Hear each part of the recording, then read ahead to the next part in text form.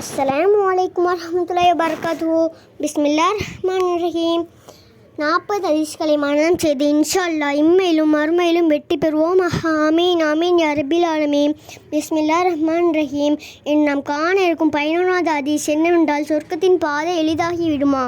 நபிகள் நாயகம் ஸல்லல்லாஹு அலைஹி வஸல்லம் அவர்கள் நவின்றுள்ளார்கள், எவர் கல்வியை நாடிச் செல்கின்றாரோ அவருக்கு அல்லாஹ் சொர்க்கத்தின் பாதையை எளிதாகி வைப்பான்.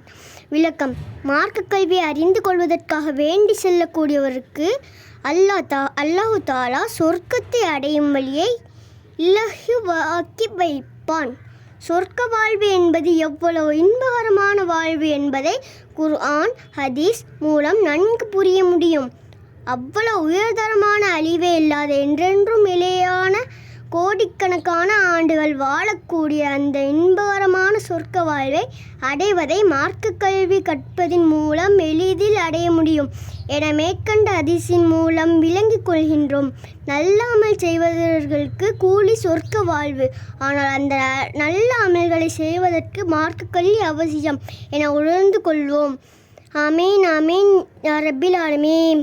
அஸ்ஸலாமு அலைக்கும் வரஹ்மத்துல்லாஹி வபரகாத்துஹு.